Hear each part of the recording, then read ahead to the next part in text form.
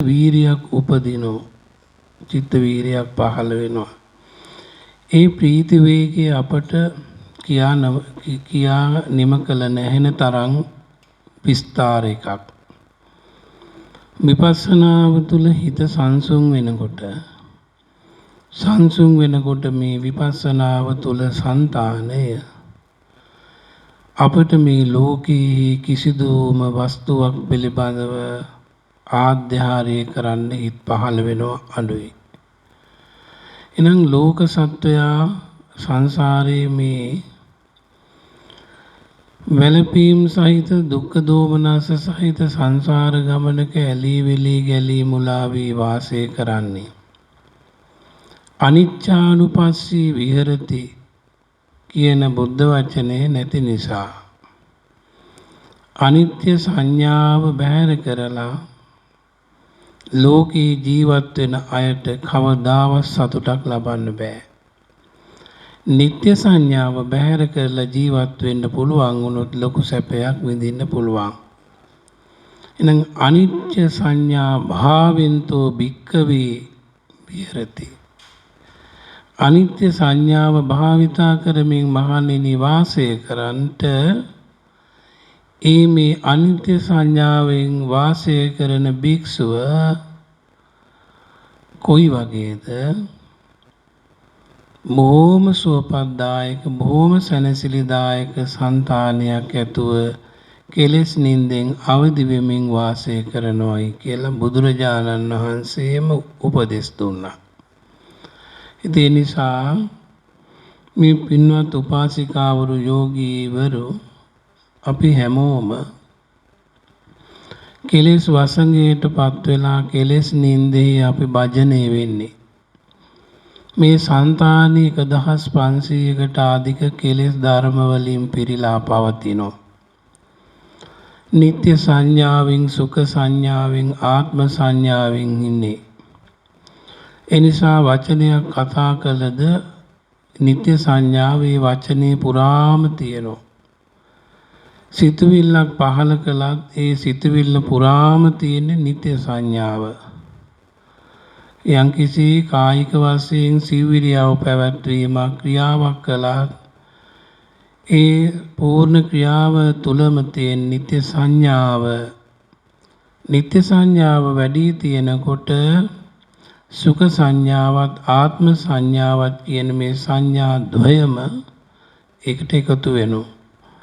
එහෙනම් නිත්‍ය සංඥාව යම් හිතකින් බැහැර වෙනවා නම් යටපත් වෙනවා නම් අනිත්‍ය සංඥාව වැඩෙන්න පටන් ගන්නෙ.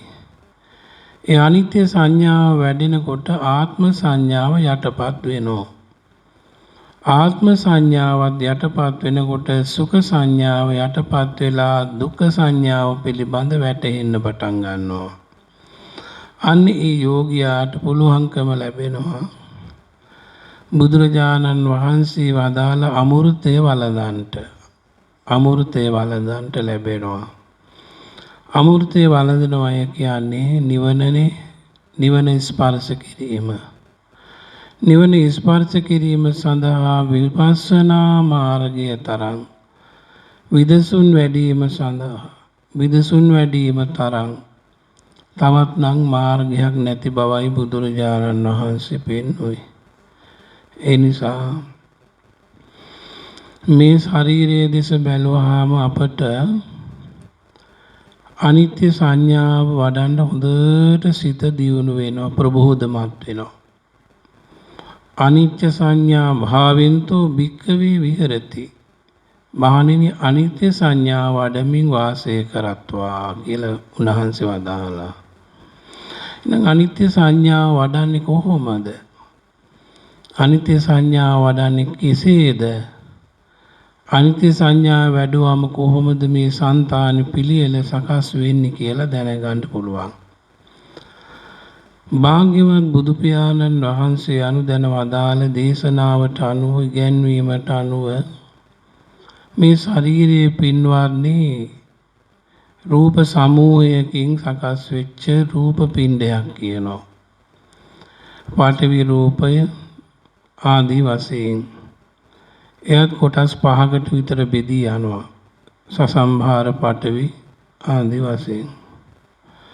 එහෙනම් මුලින්ම මේ රූපයේ පිළිබඳව කොටස් ටික අපි දැනගන්න ටික ටික ඉගෙන ගන්න ඕනේ. කොහොමද? රූපය කිව්වහම රූපය කොටස් 28කට දක්වලා අභිධර්ම ක්‍රමයට තියුණා. නමුත් අපේ පහසුව පිණිස අපි හැමදා දන්න දෙයක් තමයි මේ දෙතිස් කුණප කොටස් ගැන. ප්‍රතිකූල සංඥා උපදවාගෙන මේ ශරීරයේ රූප 28 ඇතුළ දෙතිස් කුණපේ ගැබ් වෙලා තියෙනවා, විස්තර වෙලා. හැම තැනකම ඇලිලා තියෙන්නේ. නම් දෙතිස් කුණපේ තුල ඇලිලා තියෙනවා අටවිසි රූපය. අටවිසි රූපය ඇලිච්ච මේ දෙතිස් කුණපය පිළිබඳව අපි නුවණින් මනසිකාර කරනකොට අපිට පුළුවන් ඒ ඇලිච්ච ගතිය ටික ටික ගලව ගන්නට. අතිමස්මින් කායේ කේසාලෝමා නකාදන්තා තචෝ දන්තා නකාලෝමා කේසා. අත්ති ඇතිමස්මින් මේ කයේ කේසාලෝමා ආදි වශයෙන් කෙස් කියලා තද ගතියෙන් යුක්ත පඨවි ධාතුවක්. කෙස් කියලා තියෙනවා පඨවි ධාතුවක් තද ගතියක් මේ ශරීර කූඩුවේ, පංචස්කන්ධ කූඩුවේ. එසේ වී නමුත් මේ කෙස් නම් වූ කුණපය තද ගතියෙන් යුක්තයි. මේ වඩන්නේ විපස්සනාවට ධාතු මනසිකාරය, ප්‍රතිකූල සංඥාව නෙවෙයි. එසේනම් කායගත සතිය කොටසක් ඒ පිළිකුල් සංඥාදී. නමුත් මෙතන විපස්සනාවට හැරෙන්නේ අත්ති ඉමස්මින් කායේ කේසා කෙස්. ඉමස්මින් කායේ කේසා අනිච්චං. මේ කයේ පිහිටා තිබෙන කෙස් කියන තද ගතියෙන් යුක්ත කුණපය නහත් මේ පඨවි කොටස පඨවි ධාතුව තද ගතියෙන් යුක්තයි. මුලින් පියවර හිතන්නේ එහෙම. මගේ කියලා හිතන්නේ නැහැ. මේ හිස කේස තදයි, තද ගතියයි, තද ස්වභාවයෙන් යුක්තයි, ගැටෙන ගතියෙන් යුක්තයි. යමක බොහොම ඕලාරිකව ගැටෙනවට කියනවා තද ගතිය කියලා. එසේ වී නමුත් මේ තද ගතියෙන් යුක්ත පඨවි ධාතුව අනිත්‍යයි. ඇයි මා මතක් කළා මේ නිත්‍ය සංඥාව ගත්තාම, සුඛ සංඥාව ගත්තාම, ආත්ම සංඥාව ගත්තාම මේ පරමාර්ථ සංඥා ලිලා යනවා. එනිසා මූල පදාර්ථය, මූල ධර්මයේ ගැනයි දැන් හිතන්න තියෙන්නේ. මේකයි පිහිටි හිසකෙස් නම් වූ මූල පදාර්ථයේ කොටස් පඨවි ආපෝ තේජෝ වායෝ වර්ණ ගන්ධ රස ඕජා කියන සුද්දාෂ්ටකයෙන් යම් පමණකට මිශ්‍ර වීමෙන් හටගත්තා. මේ පඨවි ධාතුවක් වුණාට මේකේ තේජෝ ගතියක් තියෙනවා, ආපෝ ගතියක් තියෙනවා, සැලෙන ස්වභාව ආදී ඔක්කොම තියෙනවා. බහුල වශයෙන් ගැටෙන ස්වභාවය හා තද ගතිය නිසා පඨවි කියලා කියනවා. එසේනම් මේ පඨවි ධාතුව කෙස් නම් වූ පඨවි ධාතුවේ තද ගතිය ඒ ලක්ෂණයයි. ඒ ලක්ෂණය තමයි තද ගතිය. ඒ තද ගතියෙන් යුක්ත පඨවි ධාතුව වනාහි ඒකාන්තයෙන්ම හේතු නිසා අර විස්තර කරපු ධාතු කොටස් නම් වූ හේතු නිසා හටගත් එකක්. රත්තරන් රිදී මුතුමැණික් වෛරෝඩ්‍ය ආදීන් හටගත්ක් නෙමේ. ඒ මේ පඨවි ධාතුව කියලා කියපු හිසකෙස් වනාහි ඒ ධාතුන්ගේ ලිහීම නිසා, ගැලවීම නිසා, විපරණාමය කියනෝ වෙනස් වීම නිසා අභාවයට යනවා. ශනික වශයෙන් අවැසි සීතල පිනිව ආදී නිසා. ඊළඟට ක්‍රමයෙන් මේ මේරීමට පත්වනු හිසකෙස් පැසී ගැලවී පොළොවට වැටි දියවී පස්වී යනවා. මෙසේ අනිත්‍ය ස්වභාවයෙන් ශනික අනිත්‍ය ස්වභාවයට චිත්තක්ෂණයක් පාසා හිසකෙස් භාජනය වෙනවා. එසේයින් මේ හිසකෙස් වනාහි අලංකාර කිරීමට ගොදුරු බිමක් නෙවෙයි. අලංකාර කිරීමට තරම් වටිනා දෙයක් නෙවෙයි. මේ හිසකෙස් වනාහි සනයක් පාසාම සිඳී බිඳී යනවා. පැසී දිරී යනවා. කැඩී බිඳී යනවා. අස්වාභාවික ස්වභාවයට පත්වෙනවා. ස්වභාවයෙන්ම දිරණ ගතියේ ලක්ෂණය කොට ඇති නිසා. ඔය විදිහට හිසකෙස් පිළිබඳ තියෙන ආලය, හිසකෙස් පිළිබඳව තියෙන බැඳීම, හිසකෙස් පිළිබඳව තියෙන ස්නේහය, නන්දනය බැහැර වෙනවා. ඊළඟට පඨවි සංඥාවෙන් හිසකෙස් සංඥාවට බැහැලා මුලට බැහැලා හිසකෙස් කියලා හිතුවා. මේ හිසකෙස් වනාහි නැවත හරවනවා පඨවි සංඥාවට. මේ පඨවියකි එහෙම හිතනවා. දැන් හිසකෙස් හිතන්නේ නැහැ. මුලින් සම්මුතියෙන් හිසකෙස් කිව්වා, පරමාර්ථයෙන් දැන් පඨවි කිව්වා. ආයි යන්නේ නැහැ හිසකෙස් ළඟට. හිසකෙස් පිළිබඳව පඨවි සංඥාව වැඩුණා. පඨවි සංඥාවත් ටිකක් දුර දියුණු කරන් ගිහින් ගැඹුරු හිතෙන් තද ගතිය කියලා හිතුවා. දැන් පඨවිය කියලා හිතනවා වර එක, තද ගතියයි කියලා හිතනවා තව වර එක.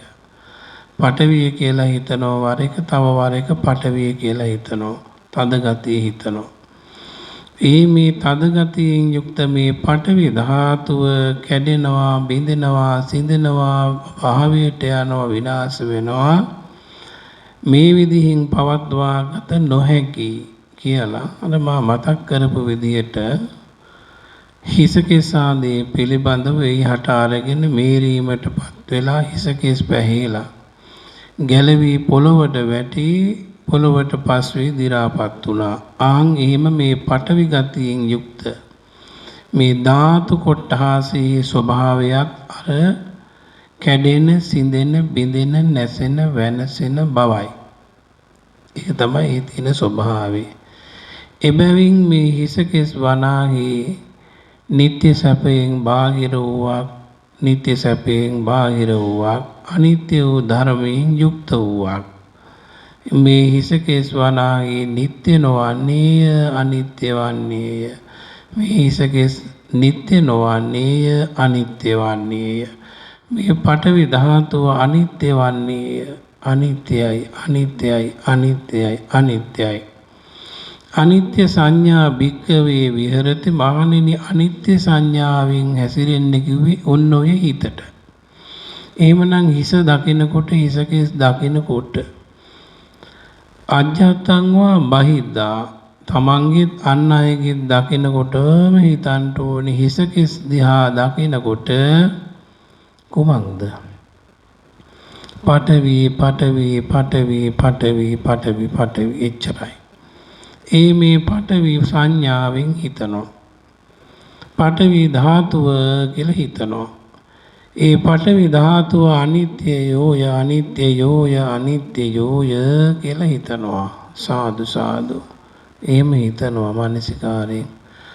වාඩි වීදින හිටගෙන ඇවිදිමින් සක්මනේ සතපී වැතිරි ඔය සිව් ඉරියව්වේ කොතනක වුවද තමන්ගේ චක්කු ద్వාරයට ගෝචර වෙනකොට, ගොදුරු වෙනකොට, දකිනකොට අර රූපයේ හිස, යම් කිසි කෙනෙකුගේ හිස පිළිබඳ රූපයක් දකිනකොට හෝ මතක් වෙනකොට මනසට පඨවි අනිත්‍යයි බිඳී යනවා. අනිත්‍යයි. ස්ථීර සාර ස්වභාවයෙන් එය පවතින්නේ නැහැ, කොතරම් පිළියම් යෙදුවත්. අනාත්මයි කියලා හිතනවා. මේ හේතුවෙන් වැළපීම, විඳවීම, දුක් වීම, දෝමනස්ස වීම වෙනවා. කවුද? අඥානවන්තයා. එසේනම් මේ වැළපීම, විඳවීම, දුක් වීම කියන මේ කරුණු මේ පඨවි ධාතුව පිළිබඳව යථා ස්වභාවයෙන් නොදක්කම නිසා අන්ධ බාල පුතුජනයා ශෝකය පිණිස කටයුතු කරනවා. යෝගීව වාසය කරන ඥානවන්තයා යෝගාවචරයා කල්පනා කරන්නේ එහෙම නෙමෙයි.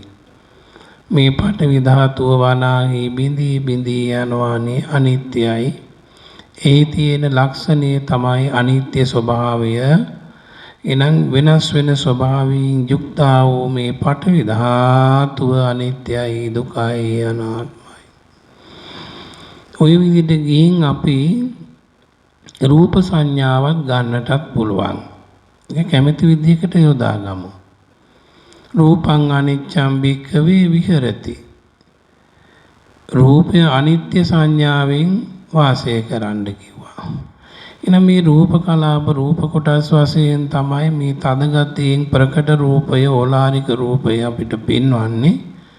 එසේනම් මේ රූපය අනිත්‍යයි, අනිත්‍යයි, අනිත්‍යයි. හැබැයි රූපය කියලා සමස්ත වශයෙන් අපි භාවනා මානසිකාරයට ගන්නේ අර කොටස් වශයෙන් ටික ටික දියුණු කරලා හිත යම් පමණකට ශක්තිමත්ව එකලාව නැගී හිටින්නට පුළුවන් අරමුණක් වශයෙන් ශක්තිමත්ව හදාගත්තයන් පස්සේ සමස්ත වශයෙන් ගන්නෙ නෑ.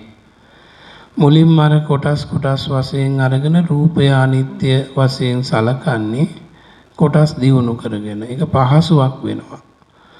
හිත දියුණු යෝගියෙකුට නම් වරදක් නෑ. රූපං අනිච්චං කියලා මෙනෙහි කරනකොට සකල විද රූපය ගැනම අනිත්‍ය සංඥාව ප්‍රකටව වැඩෙනවා. නමුත් ආධුනික යෝගියා විසින් කොටස් වශයෙන් වැඩිම බහා යෝග්‍යයි. යෝග්‍ය කරුණක්.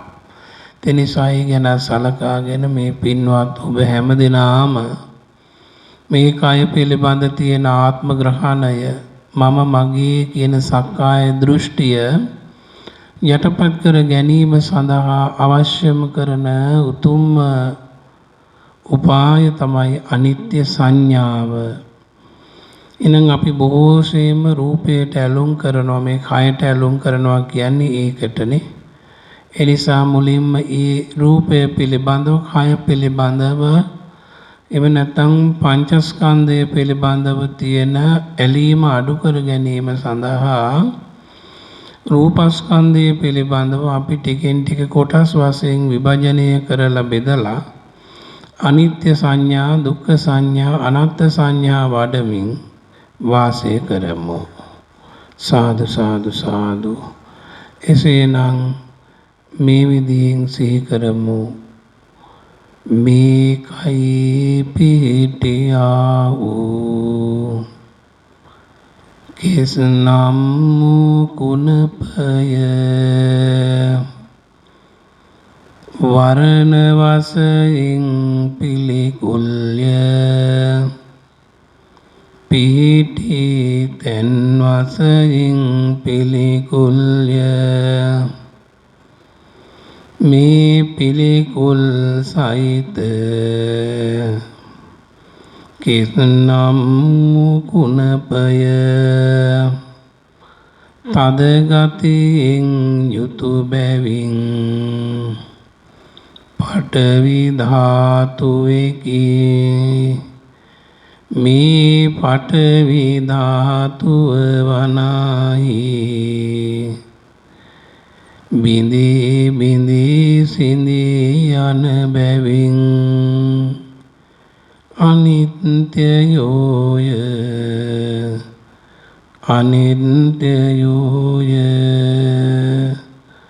හටගත් මේ සියලු පඨවි ධර්මයෝ සිඳි බිඳී යන්නේය. ඒ මේ සිඳි බිඳී යන ස්වභාවය අනිත්‍ය වන්නේය.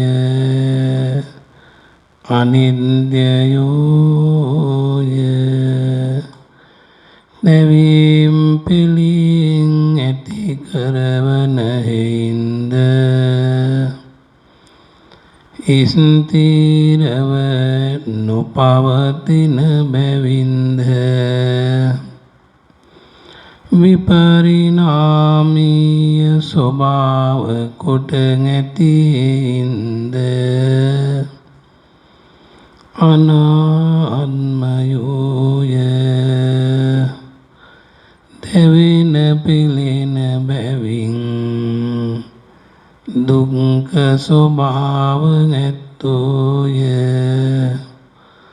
මේ පඨවි ධාතුව වනාහි අනිත්‍යයෙන් අනාත්ම බැවින් දුක්ඛ ස්වභාව නැතියෙන් නිත්‍ය සුඛ ආත්ම ස්වභාවයෙන් ප්‍රිය උපදවන භාවයෙන් ප්‍රතිබාහිර වූ බැවින් අසාරය අසුභය නිස්සාරය ශූන්‍යතා ලක්ෂණ ඇත්තා වූ මේ පඨවි ධාතුව නිස්සාර බැවින් නිසාරු බැවින් ආත්ම ස්වභාවයෙන් බැහැර වූවකි එසේ ශාන්ති ලක්ෂණ නිවන් සුවය ඒකාන්තයෙන් ප්‍රණීත බැවින් සුවදායක බැවින් අතිශය ප්‍රීතිය උපදවන බැවින් ශාන්තය ප්‍රණීතය ශාන්තිදායකය සාදු සාදු සාදු එබැවින් ශාන්තිදායක ශාන්ති රසය ලක්ෂණ කොට ඇති නිර්වාණ ශාන්තිය ශාන්තිමත් හිතක උපදවා ගන්නටයි පින්වත්නි මේ අමෘතය වළඳන්න කිව්වේ. බුදුරජාණන් වහන්සේ අමෘතය වැළඳුවා. පසේ බුදුරජාණන් වහන්සේ අමෘතය වැළඳුවා. මහරහත් අග්‍ර ශ්‍රාවක මහා ශ්‍රාවක ප්‍රකෘති ශ්‍රාවක උතුමෝ අමෘතය වැළඳුවා. අපිදු ඒ අමෘතය දෛනිකව වළඳන්නේ විපස්සනා මාර්ගය වැඩීමෙන්. එයින් නිෂ්ඨාවටම අමෘතය වැළඳීම නම් ගෝත්‍ර භූ ඥානයේ කෙලවරව සෝතාපට්ටි මග්ග ඥානයටත් පෙරපසු නොවී ඵල ඥානයටත් පත් වෙලා නිට්ඨාවටම අමෘත සෝය වින්දනය කරන්ට අපට මේ විපස්සනා ඥානය හේතු භූත වේවා. සියලු දෙනාටම බුදුපසේ බුදුමහරහතන් වහන්සේලා අවබෝධ කළ උතුම් ප්‍රතිවේද සංඛ්‍යාත සතර මඟ පිළිවෙලින් අමා මහ නිවන් සුව අවබෝධ වේවා. උදෑසන මා මනසිකාර වැඩීමෙන් සජ්ජායනා කිරීමෙන් කුටිසෙනසුනේ වැඩ ඉඳගෙන විවේක බුද්ධියෙන් වාසය කිරීමෙන් උපදවාගත් ධර්ම ප්‍රීතිය නිසයි මේ හදිසියේ නමුත් මේ කර්මස්ථානය දෙන්ට අවස්ථ වුණේ.